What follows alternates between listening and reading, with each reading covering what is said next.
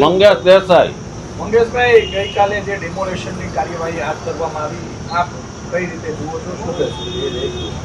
આગલા દિવસે અમારા જાણમાં આવ્યું હતું કે કોર્પોરેશન દ્વારા વોર્ડ નંબર 8, 9 અને 11માં લગભગ 22 થી 25 હનુમાનજીની દેરીઓ અને અન્ય ધાર્મિક સ્થાનો દૂર કરવાનું રાતોરાત ઓપરેશન કરવાના છે.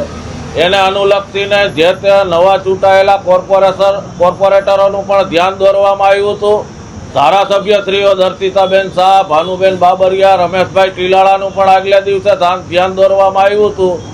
ભાજપ શહેર પ્રમુખ માધવભાઈ દવેના ધ્યાન ઉપર પણ વાત મૂકવામાં આવી હતી અને સૌએ આગલા દિવસે આશ્વાસન આપ્યું હતું કે આવું નહીં બને અને ડિમોલેશન અટકી જશે.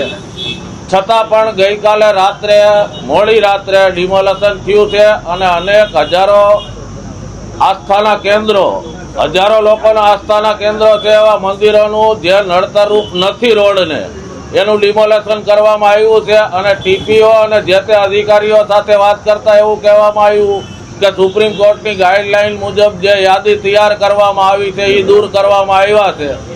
તો આ મનધડક વામપંથી અધિકારીને હું આપના માધ્યમથી પૂછવા માંગુ છું કે હાઈકોર્ટ અને સુપ્રીમ કોર્ટની અનેક ગાઈડલાઈનો છે તો એને કેમ અનુસરતા નથી?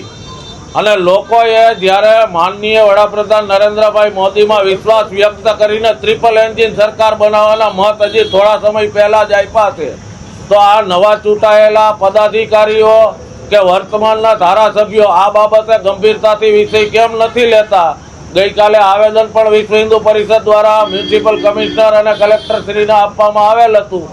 તે બાબતમાં પણ આશ્વાસન આપ્યું હતું કે નહીં ડિમોલેશન થાય અને મોડી રાત્રે કરવામાં આવ્યું છે. તો આ બાબતે આવતા દિવસમાં જલદ આંદોલન કરવામાં આવશે અને લોકોના રોષનો ભોગ સત્તાધારી પક્ષે બનવું પડશે. એ બાબત પણ નોંધ લે સત્તાધારી પક્ષ. શું માનો છો, ધારાસભ્યો દરેક વખતે પાણીમાં બેસી જાય છે, એવું કઈ ઉપજતું નથી, શું લાગે છે?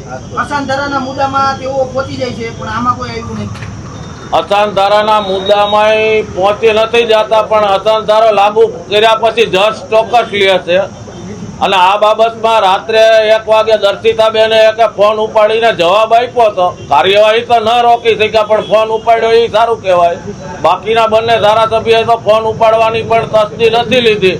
તો આવી વારંવાર ઘટનાઓ બને અને હિન્દુ સમાજ ઉપર જ કુઠારાઘાત થાય અને ત્યારે આજ જે હિન્દુ સમાજના નામે મત માંગેલા ધારાસભ્યો કે કોર્પોરેટરો, જે કોર્પોરેશનની ચૂંટણી લડતા લોકોએ પણ વિચારવું જોઈએ કે એણે રામ મંદિરને 370નો પ્રચાર કરીને મત માંગવા પીડ્યા છે. લોકલ ગટર પાણીની સુવિધાના આધારે મત નથી માંગતા. તો એણે પણ વિચારવું જોઈએ કે આવતા સમયમાં હિન્દુ સમાજ જો વિફરશે તો બંગાળ જેવી પરિસ્થિતિ અહીંયા સત્તાધારી પક્ષે ભોગવવી પડશે.